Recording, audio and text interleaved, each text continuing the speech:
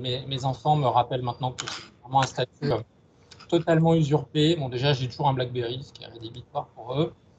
Et donc, j'avais bien suivi RPVA et tout ça, mais j'avoue que je n'avais pas été très assidu sur les derniers développements de la plateforme Ibaro. Et Christophe m'a dit, et tu sais qu'on a des outils formidables.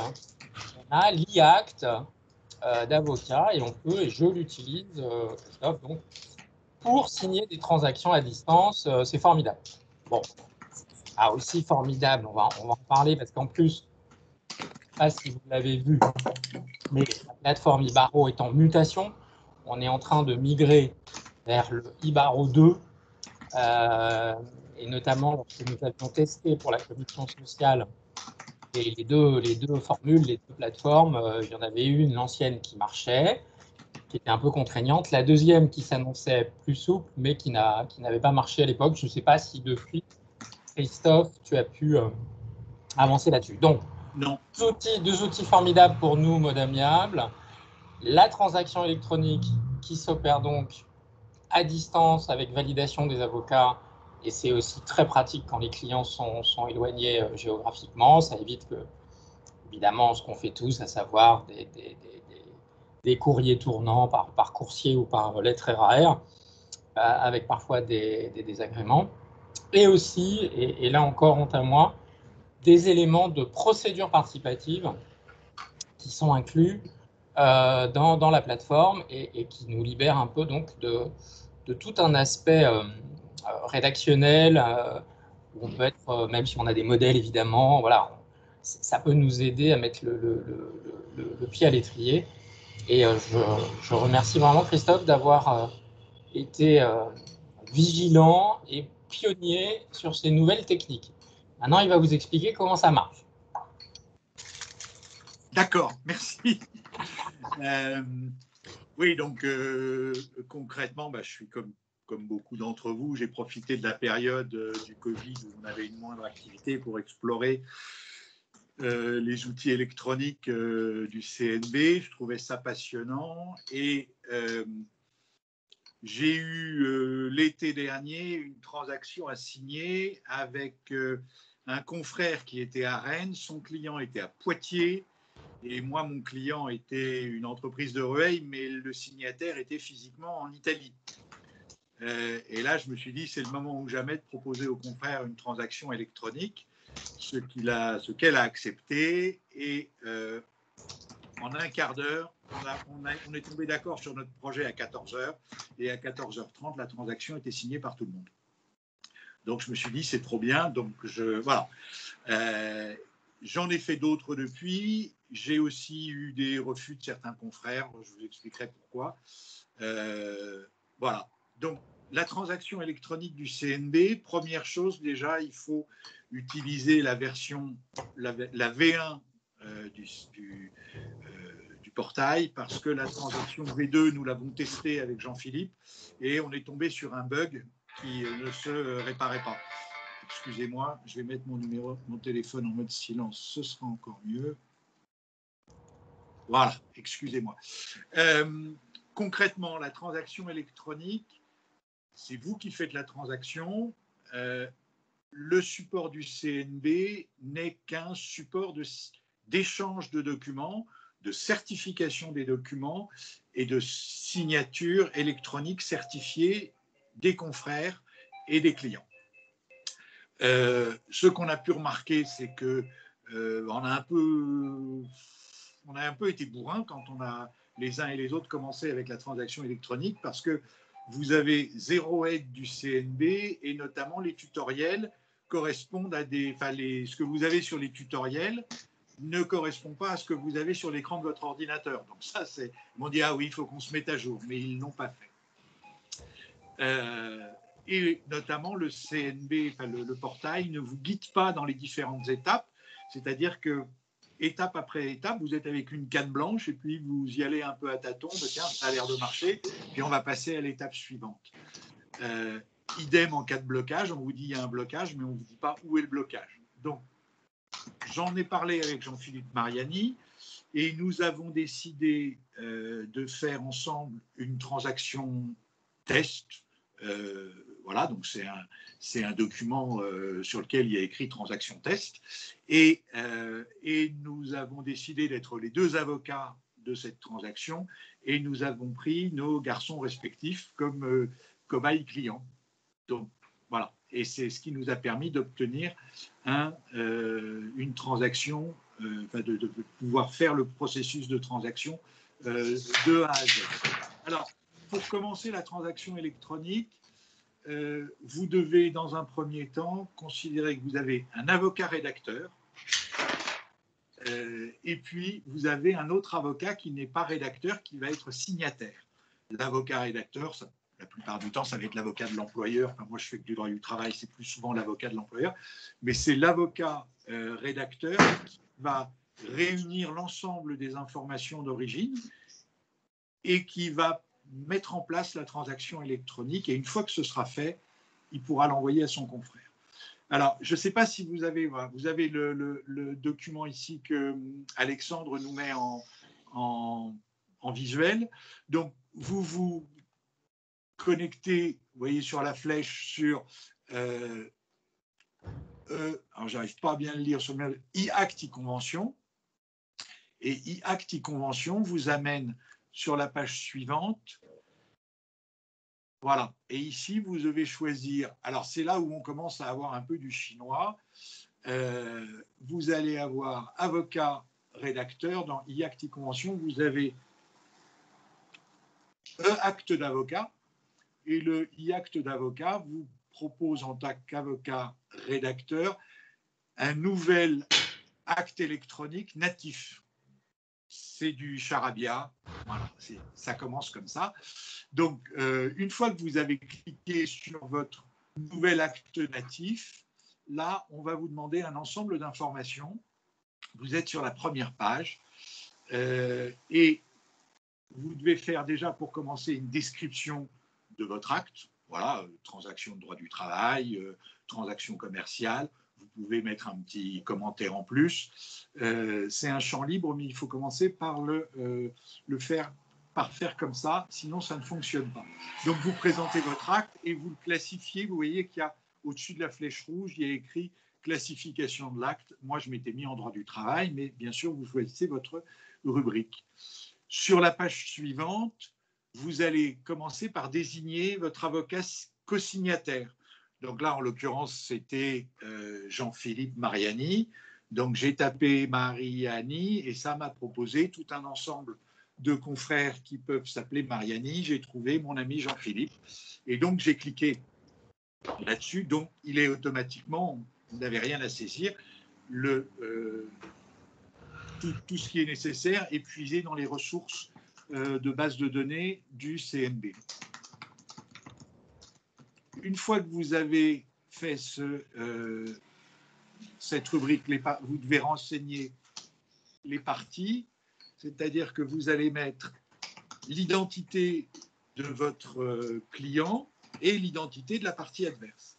Quand je dis l'identité, on va vous demander par exemple, c'est là où on se retrouve un peu bloqué, et d'où l'intérêt de la présente formation, c'est que là, vous découvrez que vous devez, par exemple, mettre la pièce d'identité de la partie adverse.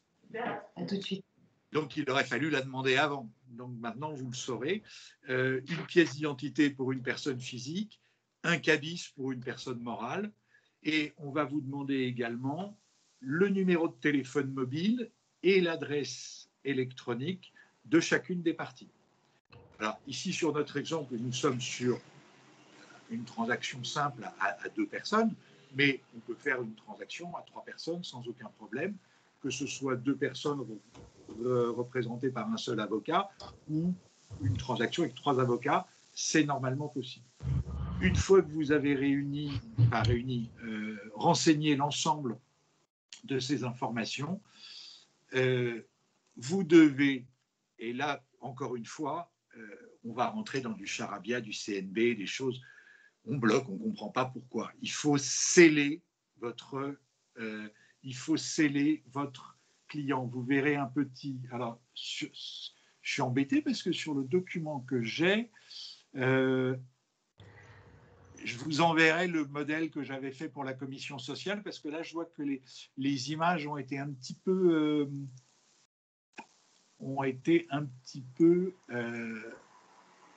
tronquées. Donc, vous voyez, on est page, j'essaye de vous le dire, on est page 8, Alexandre. Voilà. On est page 8. Vous voyez ici sur la flèche, vous avez un petit cadenas. Et donc, moi, mon client s'appelle Gabriel Ami. Le client de Jean-Philippe, c'est Thomas Mariani. Et là, je ne peux pas avancer tant que je n'ai pas scellé mon client. Sceller, ça veut dire je certifie que c'est les bonnes informations et je n'en ai pas d'autres à rajouter. Donc, c'est sa pièce d'identité, son mail, son adresse, son numéro de téléphone mobile. Et une fois que vous avez fait ça, une fois que l'avocat rédacteur a fait ça, il doit, nous sommes en haut de la page 9, partager, voilà, vous voyez la grosse flèche rouge, on partage avec l'avocat signataire, donc Jean-Philippe en l'occurrence, je partage avec l'avocat signataire les coordonnées des deux clients. Et ce que je ne vois pas, parce que j'ai été trop vite, c'est qu'en même temps qu'on vous demande d'inscrire vos clients, on vous demande également, là c'est assez facile à voir, ajouter un document, on vous demande de télécharger sur le site du CNB la transaction, le document sur lequel vous êtes d'accord avec votre confrère. Donc une fois que vous avez l'identité des parties et la transaction qui a été téléchargée, vous partagez ça avec l'avocat signataire. L'avocat signataire reçoit un message par mail du CNB lui disant « Vous avez reçu un projet ». Il clique sur le lien et il accède au portail, où là, il voit sur le portail du CNB qu'il est signataire d'une transaction et il peut accéder à l'écran. La première chose qu'il va devoir faire, c'est sceller son client, parce que l'avocat rédacteur ne peut pas sceller l'identité des clients qui ne sont pas ses propres clients. Donc l'avocat signataire devra sceller son client. Une fois qu'il a scellé son client, il peut télécharger la transaction pour vérifier que, en général, il n'y a pas de méfiance entre confrères. Enfin, il vérifie quand même que c'est la bonne version de la transaction qui lui a été communiquée et qui est portée sur le portail du CNB. Et une fois qu'il en est d'accord, il clique sur « Faire signer » et c'est l'avocat signataire, là encore, c'est un peu ténébreux, enfin, c'est un peu pas très clair. C'est l'avocat signataire qui va cliquer sur « Faire signer », puisque c'était le deuxième avocat à valider, et là, la transaction va partir à chacune des parties. Donc, chaque client, nous sommes page Alexandre, nous sommes page 10. Chaque client va recevoir un lien, et là, attention, il y a un piège, il faudra mettre en garde vos clients. Vous avez un lien, et à l'ouverture de ce lien, pour pouvoir y accéder, le CNB va envoyer sur le téléphone mobile un code de validation. Ce code de validation, le client va le saisir sur son ordinateur, sur le site du CNB, et ça équivaut à une reconnaissance du client. On sait qu'on a bien affaire à tel client puisque c'est le numéro de téléphone mobile que les avocats ont saisi en début de procédure. Il a accès à l'acte sécurisé et là, il faut… Alors, je n'ai pas retrouvé, parce que n'ayant pas eu à faire de transaction depuis la dernière présentation, je n'ai pas eu accès on ne peut pas accéder au visuel comme ça si on n'est pas sur une transaction. Il y a deux points à remplir à l'origine de la transaction qui sont très utiles. C'est signature dans n'importe quel ordre, c'est-à-dire qu'on ne demande pas que le client 1 signe avant le client 2. Chaque client peut signer la transaction à n'importe quel moment et le client 2 n'a pas à attendre que le client 1 ait signé pour signer lui-même. Ça, c'est important. Et deuxièmement, la possibilité d'obliger le client à faire défiler la transaction jusqu'en bas avant de la signer. Ça, c'est deux fonctions qui sont sécurisantes pour moi et qui sont importantes. Le client a accès à la transaction, il la télécharge, il la vérifie, et une fois qu'il en est d'accord, nous sommes à la page 11, le client accepte la transaction. Attention, là aussi, il faut mettre votre client, enfin, vous-même ou votre client en garde, le seul fait d'accepter génère la signature. Il n'y a pas de deuxième vérification avec de nouveau l'envoi d'un code SMS ni rien du tout. Le CNB estime que dès lors que vous êtes identifié, que le client s'est identifié en ouvrant la page de la transaction, on ne va pas lui redemander une nouvelle validation, une nouvelle identification. Donc, comme vous le voyez, j'accepte les conditions générales, j'accepte le document et je clique sur signer. Voilà. Donc, chaque client signe comme ça la transaction.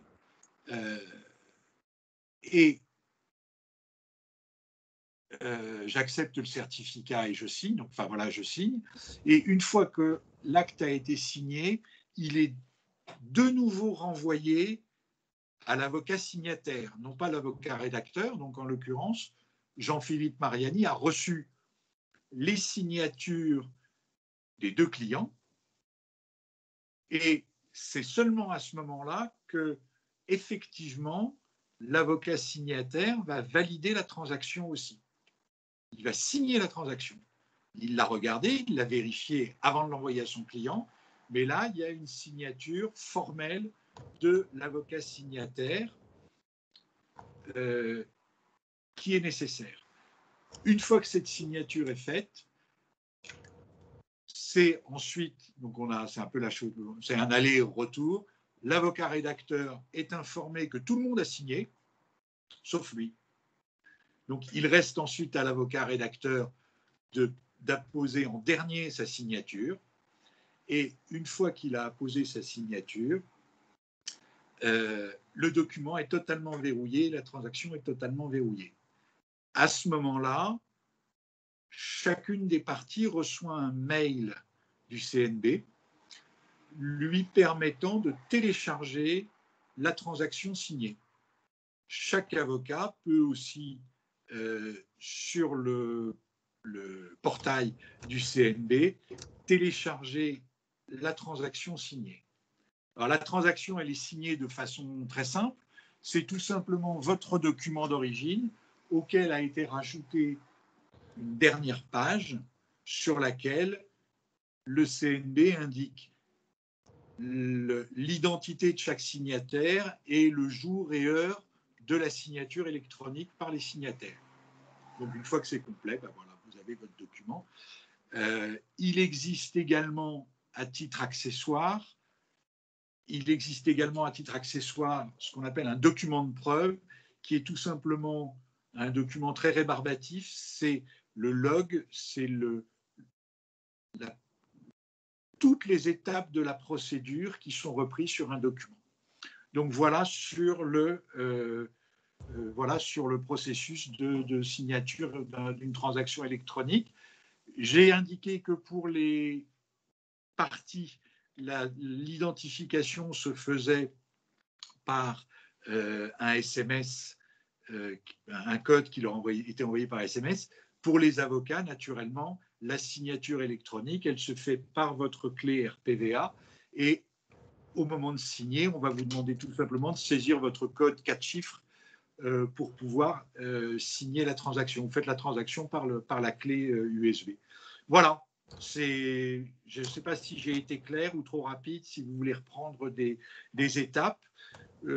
Tout ce que je peux vous encourager à faire, c'est de tenter, dès que possible, de conclure une transaction électronique avec un de vos confrères. Voilà. Merci Christophe. Est-ce qu'il y a des questions? Alors moi j'ai une question. Avant les questions, voilà, ce que je retiens, c'est donc celui qui prend l'initiative de lancer le processus, il a la responsabilité de réunir les pièces d'identité de toutes les parties, les mails et les téléphones portables. Donc voilà, et sinon ça va être bloquant au cours du processus. Voilà, bon. C'était juste le petit résumé. A priori, une fois qu'on a ça, on a évité les pièges les plus directs, Christophe. Exactement. Et c'est toujours gênant quand on... Enfin, gênant. Oui, c'est gênant quand on est avocat de l'employeur et qu'au moment de faire sa transaction, on dit au contraire, ah ben au fait, j'aurais besoin de la pièce d'identité de votre client, qu'il n'a pas toujours. Ouais. Voilà. Donc ça aussi, il faut l'avoir avant. Ça fait partie de ce qu'on appelle les prérequis dans le jargon. Voilà. Mais on a bien un avocat rédacteur qui doit tout réunir dès le début si on veut qu'ensuite le processus se passe de façon assez rapide. Tu avais une question, Sonia? Oui, j'avais une question, c'était pour vous deux. Alors, évidemment, toi, je sais, Christophe, que c'est plutôt en matière de droit social, mais est-ce que tu peux nous dire si c'est valable dans toutes sortes de transactions? C'est-à-dire, est-ce que, alors moi je l'ai fait effectivement, donc ça je peux en parler pour comme je disais tout à l'heure, pour une liquidation judiciaire qui avait abouti à un accord. Dans le cadre de l'accord, on avait fait des modificatifs par rapport au jugement et on a procédé à cette formalité un peu compliquée parce que tu as raison de préciser qu'il faut le faire avec la plateforme V1 du RPVA parce qu'avec la V2 ça ne marche pas du tout.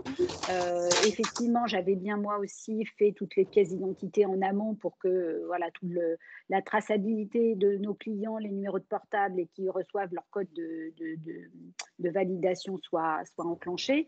Par contre, est-ce que c'est valable dans n'importe quelle condition? Et peut-être Jean-Philippe peut aussi nous dire ça, si en matière par exemple de copro, de baux, on peut avoir recours à ça. L'acte d'avocat est tout terrain. Hein. Il n'y a pas de domaine réservé. Donc, aucun problème. Toute transaction est susceptible de prendre la forme d'un acte d'avocat. Mais justement, transaction, hein, c'est pour ça que je pose la question, parce que transaction égale concession réciproque et est-ce que acte d'avocat, c'est pas forcément une transaction? Alors, pour te répondre, Sonia... Bon, je te laisse, Christophe, vas-y. Non, vas-y, je t'ai interrompu. Non, tu as raison, l'acte d'avocat est plus large, on peut faire des pactes de famille. Mais sauf que là, l'avantage, c'est que c'est un acte d'avocat qui est signé par toutes les parties. En fait, ça devrait s'appeler contrat. C'est ça, plutôt que transaction. Parce que rien ne t'empêche, dans la procédure que tu as suivie, rien ne t'empêche de dire, au lieu de faire une transaction, je fais un contrat de bail. Oui, c'est pour ça que je trouve l'intitulé pas top. Ça, bon, là, je suis plus réservé. Pour moi, je ne sais pas, du point de vue technique, rien ne s'y opposerait. L'acte d'avocat, c'est comme l'acte notarié. Tu peux avoir des actes, c'est un pendant de l'acte notarié. Tu as des actes notariés de vente, tu as des actes notariés d'adoption, tu as des actes notariés de je sais pas quoi, de testament, etc. Donc, mais par contre, moi, je raisonne là en termes de transactions. Nous faisons des transactions. Je sais, pour en avoir débattu avec un médiateur, que eux font des accords de médiation qui sont de simples contrats et qui ne sont pas des transactions. D'accord. C'est pour ça que je pose la question. Ça existe, voilà. Mais à mon avis, c'est réservé. Enfin, on peut, non, c'est pas réservé aux médiateurs. On pourrait dire qu'on fait, en même temps, on va parler d'accord de médiation. On pourrait faire un accord qui ne soit pas une transaction. L'acte d'avocat, c'est formel. Ça veut dire que l'avocat a vérifié les identités, a vérifié la validité de l'acte, tous ces éléments. Après, on peut faire ce qu'on veut. Juste une petite question technique, je ne sais pas pourquoi elle me vient maintenant. Pour les personnes morales, tu dis on met le cabis. Oui. Si le signataire est le dirigeant, j'imagine que ça suffit. Mais si le signataire n'est pas le dirigeant nommé au cabis, est-ce que tu as eu le cas et comment? Alors, j'ai eu le cas puisque c'était une SAS et le directeur d'usine qui était le signataire n'était pas sur le cabis. Je lui ai dit, écoutez, le cas échéant, je risque de vous demander un pouvoir.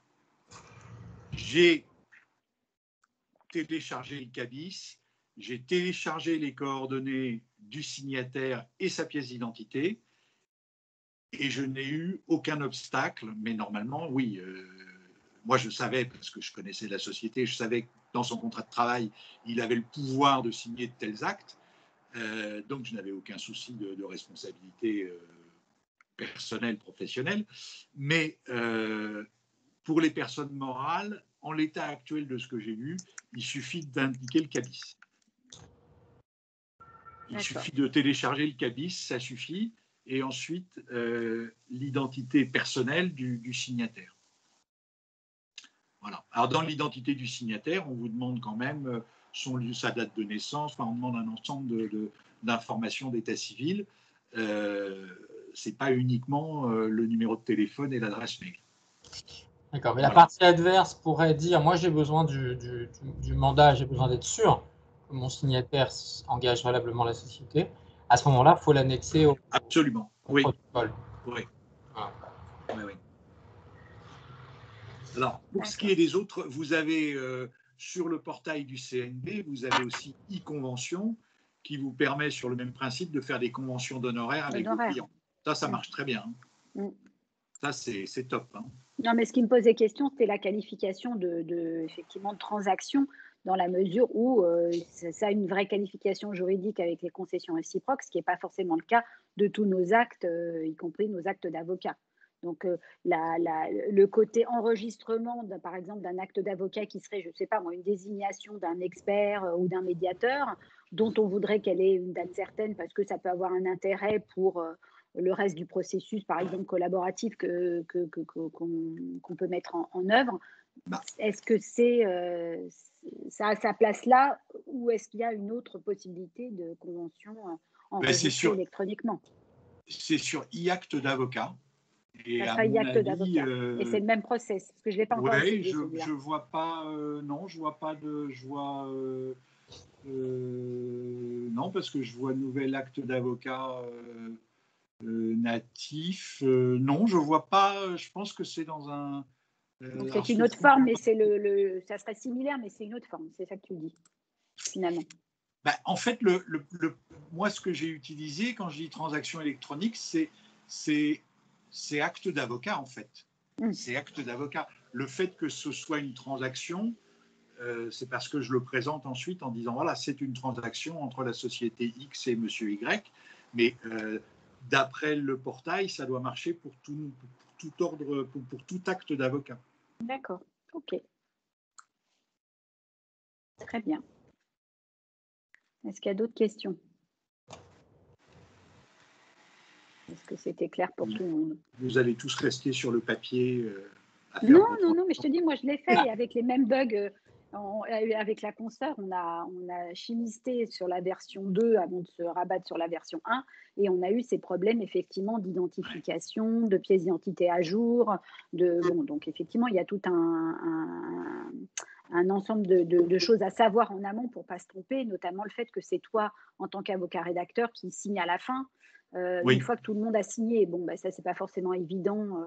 Faut savoir expliquer le process, mais c'est ce que j'ai expliqué aussi sur la première partie pour ceux qui n'étaient pas encore arrivés, c'est que plus on en fait, plus c'est facile. À chaque fois, il faut se redire, ah bah mince, la dernière fois comment j'ai fait, est-ce que j'ai appuyé sur tel truc? Bon voilà, donc c'est vrai que c'est pas très compliqué. Ça donne date certaine, ce qui a quand même un intérêt non négligeable. Il y a un enregistrement et on garde le dossier. Voilà, mais voilà, il y a quelques petites technicités comme tu les as montrées, notamment qu'il faut sceller son client. Bon, ça, c'est pas évident. C'est assez mal expliqué, effectivement. Oui. Alors, pour faire une petite parenthèse sur le droit social, la transaction électronique telle qu'elle existe là a forcément une date certaine. Ce qui veut dire que naturellement, la transaction intervient après la notification du licenciement et surtout après que le salarié ait bel et bien reçu la notification de son licenciement. Donc, certains avocats pratiqueraient des transactions antidatées, ils ne peuvent pas le faire sur le portail du CNB. Un accord préalable entre avocats ne peut pas intervenir sur le portail du CNB. Là, on est vraiment sur une transaction pur jus et totalement orthodoxe, qui intervient bien une fois que la rupture du contrat de travail a été prononcée. De la même façon, certains confrères, pour des raisons que j'ignore, mais c'est leur problème, pas le mien, ne souhaitent pas apparaître sur les transactions signées par leurs clients. Là encore, l'acte électronique du CNB ne leur permet pas oblige, fait apparaître obligatoirement chaque avocat. Donc, si l'avocat ne souhaite pas apparaître sur la transaction, eh bien, il viendra sur une transaction classique faite sur papier et envoyée par la poste, ou signée en présentiel. Mais la transaction électronique entraîne automatiquement la présence de l'avocat, de chaque avocat sur l'acte. C'est un acte, c'est au départ un acte d'avocat électronique. Donc forcément, voilà, on s'implique, on authentifie, et c'est pour ça qu'on a accès à la plateforme qui nous simplifie matériellement la réalisation. Oui. Bon, alors, ce qui est important aussi de préciser, c'est que sur cette plateforme, il y a effectivement, comme tu le disais, Christophe, une e-convention, il y a l'e-acte d'avocat et il y a la procédure participative. Hein. Oui. Donc, ça veut dire qu'effectivement, dans nos prochaines procédures, il y a le suivi de la procédure et la procédure en elle-même. Donc, là encore, c'est intéressant d'apprivoiser, on va dire, la plateforme parce qu'elle a une utilité dans le cadre des MARD de façon tout à fait globale. Donc ça, c'est intéressant d'avoir quand même à l'esprit que les magistrats vont quand même nous demander ces procédures participatives dans les mois qui arrivent et qu'il faut savoir que c'est quand même facilité grâce à cette plateforme. Je sais pas, moi, j'ai jamais fait de procédure participative, donc je peux pas dire. Non, personne. Enfin, très peu, mais c'est le même process. J'essaye, hein. J'essaye, je vous rassure. Ça va venir. Voilà. Dans l'esprit, on y arrive. Oui. On a beau exposer aux confrères que c'est dans le code de procédure civile, ça ne fonctionne pas quand même. Voilà. Non, parce qu'on est tous sur le même modèle. Il y a des choses qu'on sait faire. Ce qu'on sait faire, on le fait vite. Voilà. Et donc, les dossiers dans lesquels on est à l'aise et on sait où on va, et hop, c'est super, on avance. Quand on est confronté à un acte que l'on ne sait pas faire, où il va falloir aller chercher un modèle, réfléchir, se poser des questions, bon, ce sont des dossiers qui, en général, peuvent traîner un bon moment sur un bureau. En tout cas, je parle pour moi. Alors, du coup, là, si on a une option, on va faire sans le formalisme. C'est là où je trouve que la béquille électronique peut vraiment nous aider. Moi, quand j'étais confronté à des possibilités de procédure participative, j'avoue que je m'en suis dégagé parce que la difficulté, c'est quand même qu'il faut cadrer le conflit. Oui. Cadrer le conflit, il faut cadrer les pièces. Bon, c'est une gymnastique à laquelle il va falloir se former. Ça serait peut-être d'ailleurs intéressant de se faire un atelier procédure participative. Ça me vient comme ça en disant finalement, quels sont les obstacles, les techniques et voir si on ne peut pas arriver à modéliser ce type d'acte.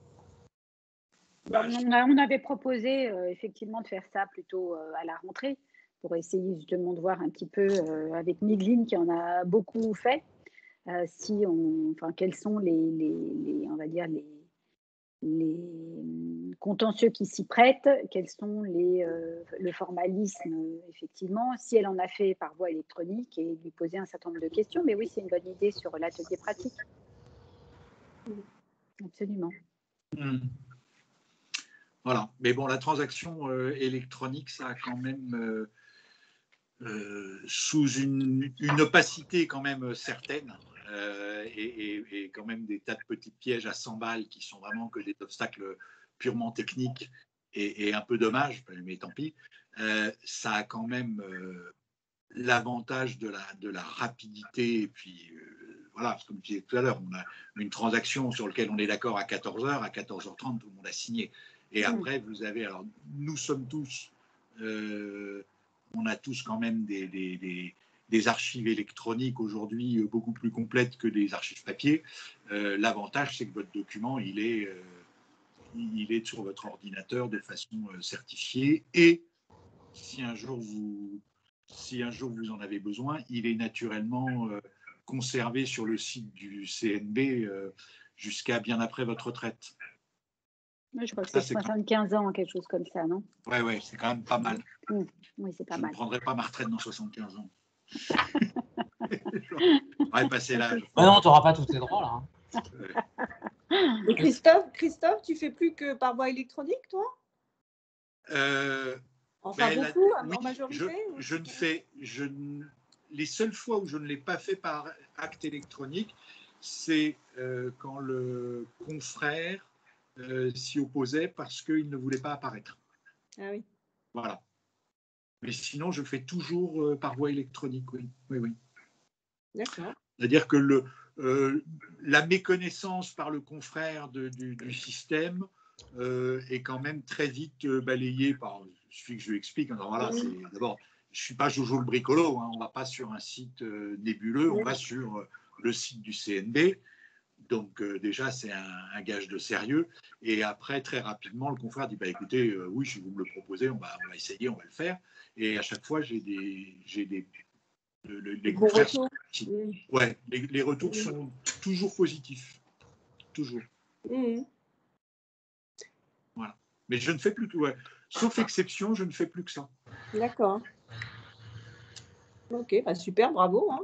Je suis impressionnée, moi. Ça fait quand même. Moi, j'ai eu la réflexion d'un client, un des clients pour lequel j'ai fait ça, et qui me dit vous êtes moderne, vous êtes comme les notaires maintenant. Vous faites. Oui. C'est vrai que oui, on offre quand même à nos clients, on montre à nos clients un aspect quand même très moderne qui leur plaît. Oui. Et c'est pas un gadget. Non, puis ça fait sérieux. Là, ils reçoivent quand même un mail avec une authentification. Donc, comme tu dis, ça rend le process sérieux. Puis le gain de temps, comme tu disais après, avant on se faisait tourner le document, chacun signait à son tour. Bon, c'est vrai que c'est un peu problématique. Et je pense que le gage aussi, peut-être, c'est que si on en arrive à être plus facilement moderne sur cette question, peut-être qu'on aura aussi la validation de notre acte d'avocat, notamment dans les divorces, avec la signature électronique, alors qu'on a du présentiel en ce moment. C'est-à-dire, si on s'empare aussi peut-être un peu de ces documents et de ces notifications par le biais des plateformes, est-ce que le ministère de la Justice n'aura pas tendance à nous dire tiens, ça marche bien, c'est certifié et on peut faire signer tout le monde en même temps les conventions. Ouais. Peut-être que c'est l'étape d'après. Ok, merci beaucoup à Christophe pour sa présentation. Je vous en prie. Et merci à Jean-Philippe, parce que même si c'est vrai que c'est moi qui ai plutôt été leader sur cette opération, sans Jean-Philippe et sans Thomas Mariani, on ne peut pas arriver. Merci à tous alors d'avoir fait fait un vrai projet. Voilà.